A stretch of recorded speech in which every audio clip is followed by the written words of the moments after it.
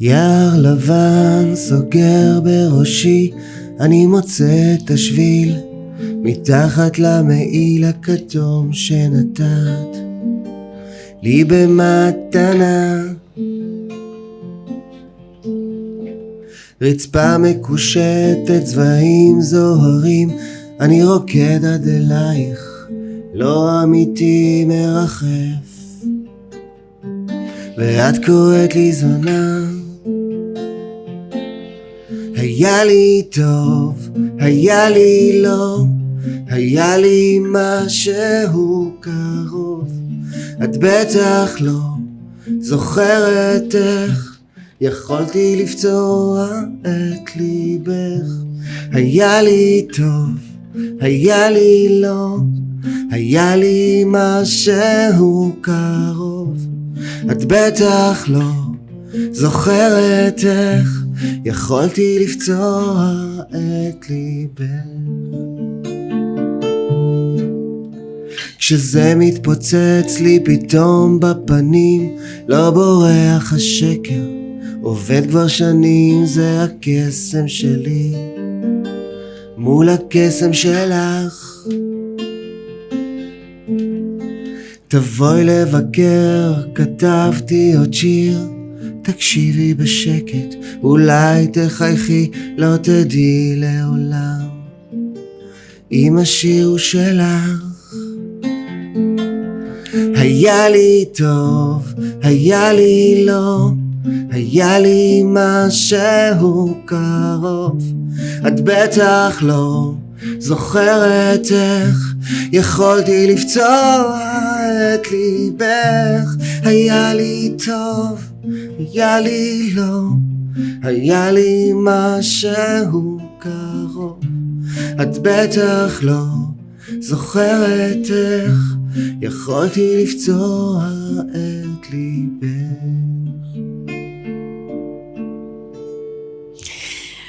C'était Ayali Tov, Ayali Lo, Igal Carmel, bonjour. Bonjour. Bienvenue. Bonjour. C'est magnifique. Merci. C'est la dernière chanson. Une des dernières du dernier album en tout cas. Ouais, qui est sorti il y a quelques années. Ouais. Mais qui a bien marché, qu'on entend encore très souvent sur les ondes. Oui, oui. Voilà. Alors, vous parlez français, Igal, ça c'est la surprise, parce que vous n'êtes pas né en Israël. Non, je suis né à Paris. Ouais. On est arrivé quand j'avais 5 ans, 6 ans, comme ça. Et puis, on a parlé tout le temps la langue à la maison avec mes parents. Et puis, on a écouté les chansons françaises, bien sûr. Et je peux dire que si je suis romantique dans mes chansons et dans ma musique et peut-être dans ma vie, c'est à cause de cette enfance avec cette musique qui a commencé très tôt. Quand vous dites cette musique, c'est quoi? C'est les classiques français? C'est Charles Aznavour? Oui, c'est Brel, Aznavour, Jacques Brel. Barbara? Ouais, Aigle Noir, bien sûr. C'est des chansons qui emportaient, je crois, beaucoup de tristesse. Et cette tristesse était à la maison. Elle a collé, je crois, l'âme de mon enfance. Et c'est tout le temps chez moi, dans mon âme, ces chansons. Ok. Faut faire attention à ce qu'on écoute à la maison, alors. Ah ben ouais. Faut mettre des chansons soleil et joyeuses. J'ai ma petite fille qui a 4 ans et demi et je lui mets des chansons et des fois je me dis ouais, peut-être c'est trop pour elle. C'est trop, elle est trop petite. Alors, vous êtes bien sûr très connu en Israël, vous avez fait plusieurs albums, et vous avez commencé votre carrière très tôt. En 1995, vous aviez envoyé des cassettes pour vous faire connaître à une maison de disques assez connue à l'époque, ça s'appelait NMC. Oui, c'est vrai, NMC. Et c'était... T'es jeune, quel âge vous aviez? J'avais 24 ans, 25. Et puis, oui, c'était a big issue quand une maison de disques elle fait un contrat avec toi et tu es jeune, c'est comme les Star Academy à la télé aujourd'hui. C'est mieux que ça même, moi je pense. Ouais, même mieux, ouais, parce qu'il y a un disque à la clé, hein. Tu es rentré, tu as fait ton album, tes chansons que tu as rêvé, et puis... Vous sentiez israélien tout de suite, toujours, parce que 5 ans c'est une petite enfant, mais ça parlait français à la maison, donc comment vous sentiez? Vous aviez la double culture? Et, ouais, je peux dire que j'ai la double. Bien sûr, je me vois pas tellement israélien, Golani, je sais pas quoi, Ouais. macho israélien, pas du tout. Et puis aussi, je me vois pas tellement français parisien. Et c'est un mélange, je crois. Et hey, je suis tunisien aussi. Ouais, faut Ah. pas l'oublier. Faut pas l'oublier. Alors, je crois que ce mélange, ça donne qui je suis, mais je dirais pas que je suis très israélien ou très français ou très. Vous avez souffert de cette double culture ou c'est un avantage dans le milieu de la musique notamment? Non, je crois que ça m'a donné beaucoup j'avais des amis d'enfance qu'on a parlé français qui sont venus pour l'été à Caesarea, par exemple. Moi, j'habitais à Rokiva. Des amis de Belleville? Non, pas du tout. Pas de Belleville? Pas de Belleville, non. Non? De l'autre côté, de l'autre côté. 16e, je crois. Ah, du 16e, Ouais, d'accord. ok. alors- Parce que vous avez grandi à Belleville? Ouais. Ok. Je suis né là-bas. À Belleville, ouais. À l'hôpital Rothschild. Et puis, je veux dire que quand on avait 14 ans, quelque chose comme ça, et on a parlé tellement français, et on était tellement, on faisait les vacances ensemble. Mhm. Et c'était en français et en hébreu. Et ouais, c'était super, quoi. Ouais, donc ça vous a toujours accompagné. Alors cette maison de disques, vous lui envoyez des cassettes comme c'était la mode à l'époque, et puis elle vous signe un titre, c'est le premier, ça a été le premier succès. Ouais. Ça s'appelle comment? C'était Shirava. Ouais. C'était la première chanson qui est sortie. Et puis, C'était une Et surprise pour vous que ça marche? ouais. D'un coup, il y avait un clip il y avait pas beaucoup de chaînes à la télé. Il y avait Ouais. 2, 3, 4. Et puis, ça passait beaucoup à la chaîne de vidéoclips. Ouais. D'ailleurs, mon frère Marco, qui est metteur en scène, c'est lui qui a Qui a fait le clip. fait le qu'on a clip. reçu Ouais. On aussi. était les deux jeunes, quoi. Il a fini l'école. Moi, je suis arrivé à Tel Aviv et j'ai fini aussi l'école musique, Ouais. un peu. Et puis, ouais, ça marchait d'un coup et tu es connu dans la rue. On t'est reconnu. Ouais, Bon. Alors on c'est va bizarre faire. pour quelqu'un qui vient d'une petite ville comme Orakiva, en Israël. Où vous avez grandi. Enfin, vous êtes arrivé quand vous êtes venu de Voilà, France. ouais. Alors justement, les Israéliens vous connaissent bien, les Français peut-être un peu moins, les francophones encore moins. On va écouter tout de suite un extrait justement de ce clip Shir Ahava, votre premier succès.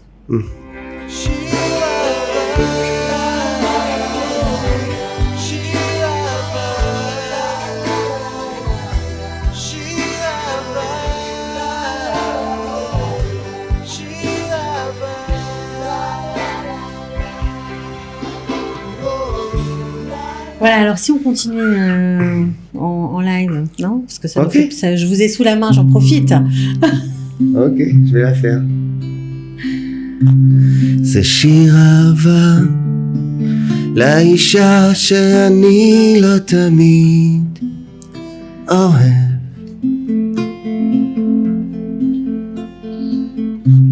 ללא מילים, אז מדוע אני בכל זאת כותב ושר שיר דיכאון שר שיר דיכאון ביום הכי שמח בחיי שיר דיכאון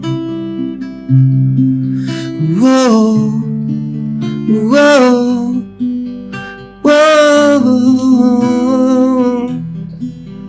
וואו וואו וואו שיר אהבה, c'était ça. Alors d'abord, c'est vraiment une très jolie chanson. Donc vous aviez 20 ans quand vous l'avez écrite. Merci, ouais, j'avais 20 ans. C'était... Effectivement, vous exprimez beaucoup de tristesse, de langueur. Ben ouais, quand tu as 20 ans et ton amour, elle te quitte d'un jour, alors tu écris des chansons tristes, très tristes. Alors, ce qui est fou, c'est que, puisque tu parlais de ton frère, Marco Carmel, le réalisateur, qui était ici aussi dans le studio, lui, il m'a dit que l'alias, elle avait fracassé et qu'il s'était inventé un nouveau langage avec le cinéma. Parce qu'il était ni israélien, ni français, parce il est venu plus grand que toi. Alors toi, tu es venu plus petit, et apparemment, tu as fait de la langue hébraïque, de l'hébreu, ton matériel. C'est fou. Tu t'exprimes avec la langue. Ben, d'abord, tu vas apprendre, tu veux parler l'hébreu pour faire ton klita. Ouais. Alors, tout de suite, j'ai commencé à écouter la musique israélienne, Arik Einstein, Shalom Chanor, des gens comme ça, que j'ai beaucoup aimé jusqu'à maintenant. Et puis oui, la langue hébreu, elle est super, elle est très, très intéressante. Et puis, aussi la langue française. Ouais, les deux. Les deux. Ouais. Mais alors, tu t'exprimes plutôt, justement. Moi, je suis pour l'amour, c'est ça la langue. Alors, si ça vient. Ta langue, c'est l'amour. Oui. D'accord. Et si ça vient en français, en hébreu, en japonais. C'est pas très grave. Alors, tu as appris ton art à l'école Rimon, ou tu as fait juste un passage pas très studieux entre ces murs? Non, j'étais 2 ans à l'école à Rimon. Ouais.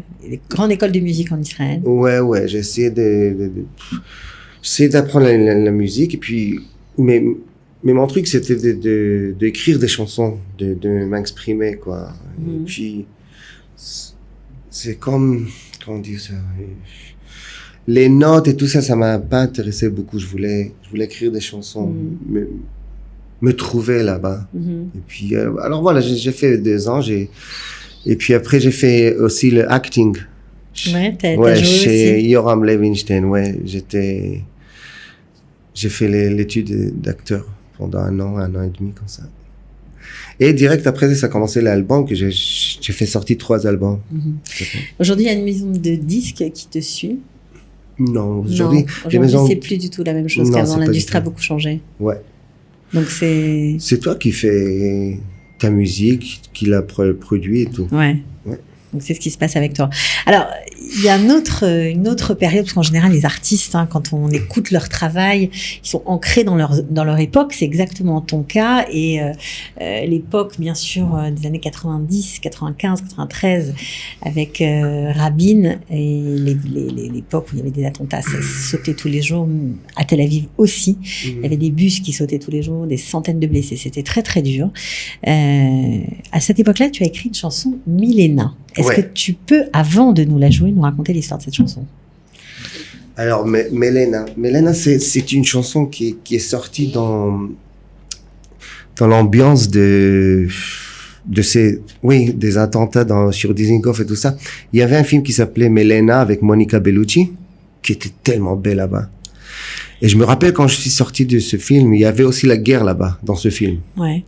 Et je suis sorti, et il y avait une ambiance aussi de guerre dehors. Apocalyptique. Voilà. Il y avait un attentat quand tu es sorti? C'est le même jour ou un jour avant, voilà. Et puis, je me rappelle très bien comment est née cette chanson. Elle est née dans cette ambiance quand je suis sorti du film et j'ai vu la rue à Dizengoff qui était, il y avait pas beaucoup de gens dehors et c'était grave. Alors, Milena, c'est une chanson qui parle sur ce mélange-là. Cette ambiance. La beauté et la guerre. La beauté de l'actrice Monica Bellucci, la beauté de la vie. C'est pour ça que j'ai appelé Milena, bien sûr, la chanson. Et voilà, Et le cataclysme, qui était dans le film et aussi était dehors, dans la rue, quand je suis sorti du film. Tu préfères qu'on voit un petit bout du clip tout de suite? Oui. Ouais? Alors, on va voir un petit bout du clip. Ah, et le clip, il était réalisé par Itai Lev. Il faut dire. Qu'on salue, mais bien sûr. Donc, on regarde. Milena,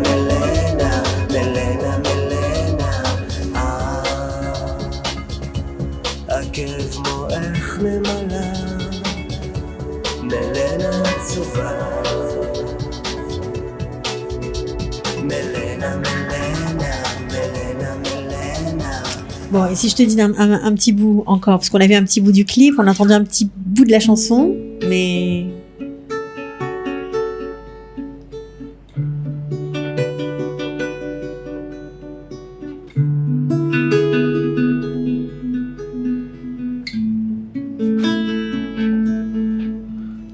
מזוודה שהפכה לכיסא, זמן שהלך לאיבוד, ענן שהחליף צורה, מזכיר לך פרצוף צפוף, ולך ברכבת היא תכף תעצור, מזוודה תצא למסע, תצא ולא תחזור. בוסניה של חצות, אפורה וחדה, גם לנו יש כזאת מלחמה שלא הסתיימה. צפוף ולך בין רגליה מלנה יפה, יוצאת מהמסך בעיניי נחמה. מלנה מלנה מלנה מלנה, עקב מוח נמלה, מלנה עצובה. מלנה מלנה מלנה מלנה, עקב מוח נמלה, מלנה עצובה.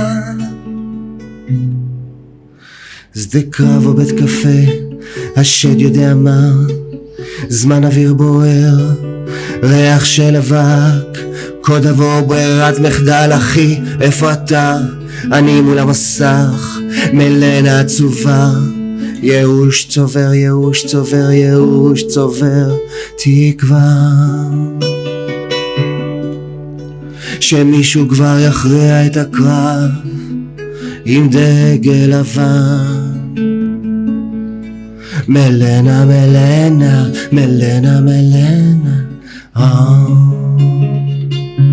עקב מוח נמלה, מלנה עצובה. מלנה מלנה מלנה מלנה,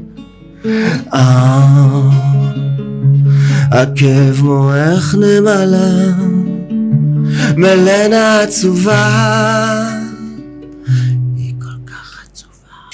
Magnifique chanson, Yigal. On est très content de vous recevoir, vraiment. Ça nous touche, ça nous fait plaisir. En plus, votre double culture, eh bien, nous touche encore plus. Voilà, parce qu'on est loin de s'imaginer quand on vous entend chanter en hébreu que vous n'êtes pas né ici, ça ne se voit pas. Donc voilà, ça donne aussi beaucoup d'espoir pour les musiciens qui sont là, les artistes qui ont envie de réussir aussi et qui se disent c'est peut-être possible finalement. Bien sûr que c'est possible, tout est possible. Ouais. Ouais. Est-ce que vous aidez des jeunes comme ça qui viennent vous voir? Oui, bien sûr. Ça bien vous sûr. arrive? Oui, il y a une école à Natania que je vais. J'ai une fois par semaine. Faut bien vous approcher du micro parce qu'on va pas vous entendre. Ouais, une fois par semaine, j'aide comme ça les enfants et dans des quartiers un peu difficiles. Ouais, voilà. Ouais. Ça vous dirait d'aider? Vous savez qu'il y a plein de jeunes francophones qui sont en grande difficulté. Avec plaisir, bien sûr. Ouais. Bien vous sûr. les aidez pourquoi? Vous chantez avec eux? On chante, j'écoute les chansons qu'ils écrivent. Vous leur donnez des conseils? Ouais, moi je chante les miens et puis sympa. On parle. Ça vous inspire? Oui, bien sûr, beaucoup. Ouais. Beaucoup, bien sûr. Alors, bon, évidemment, on a commencé l'interview en parlant de vos racines, de vos parents, de la musique que vous écoutiez enfant, qui tourne en boucle chez vous, qui vous a rempli comme ça de cette nostalgie, vous a donné peut-être un petit supplément d'âme. Vous avez écrit une version, votre propre version d'Aznavour, une chanson très connue dont je n'ai rien oublié. Ouais. Pourquoi vous avez fait ça? D'abord, j'adore cette chanson. J'adore cette chanson. Il y a du vécu alors. Cette chanson, d'abord c'est un film. C'est un film qui passe, je sais pas, 5-6 minutes. C'est vrai. Et la façon qu'il la rencontre dans la rue et qu'il fait un small talk et le mec il est tout cassé dedans, il a plein de mémoires. C'est une chanson que vraiment, je me rappelle que j'ai écoutée à l'âge de 9 ans, 10 ans en repeat. Ouais. Je vois pas aujourd'hui des enfants qui ont cet âge-là, à 9 ans, 10 ans, qu'ils écoutent Aznavour ou ils écoutent des chansons comme ça. Et puis, c'est la beauté de cette époque, je crois. Et de mon enfance aussi. Et j'ai bien choisi cette chanson qu'elle me parle beaucoup. Et puis qu'elle me dit beaucoup, elle me fait rappeler mes histoires personnelles. Vous l'avez sortie il y a combien de temps? Je l'ai fait sortir il y a quelques années dans l'album, à Vodzmaniot, Temporary Love.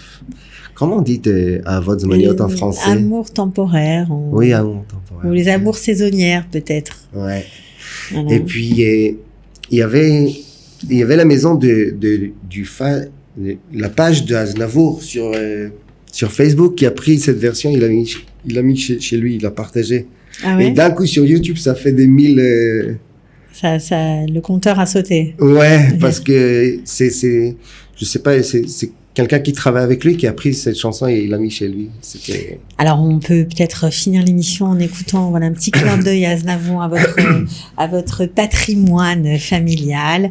Merci beaucoup d'être venu, d'avoir partagé votre talent avec nous. On vous souhaite plein de bonnes choses et vous êtes le bienvenu pour votre prochain album. Je ne sais pas s'il est en préparation, où vous en êtes, si ça va sortir bientôt, peut-être, je ne sais pas. Mais en tout cas, vous revenez quand vous voulez. Merci beaucoup. Merci beaucoup. Et puis, c'était un grand plaisir, ouais, pour moi aussi. Je n'aurais jamais cru qu'on se rencontrerait. Le hasard est curieux, il provoque les choses. Et le destin pressé, un instant, prends la pause. Non, je n'ai rien oublié.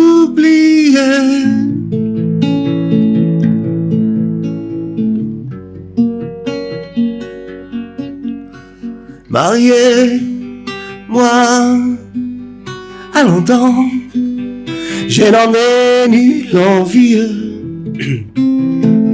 J'aime ma liberté, et puis de toi et moi, je n'ai pas rencontré la femme de ma vie, mais allons prendre un verre et parle-moi de toi. Que fais-tu de tes jours? Es-tu riche et comblé? Tu vis seul à Paris, mais alors ce mariage entre nous, tes parents, on dit crever de rage. Non, je n'ai rien oublié.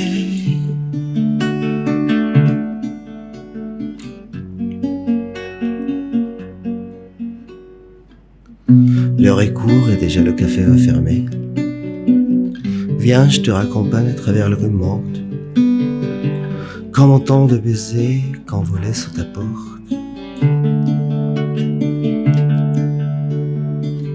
Chaque saison était notre saison d'aimer, et nous ne réditions ni l'hiver ni l'automne. Non,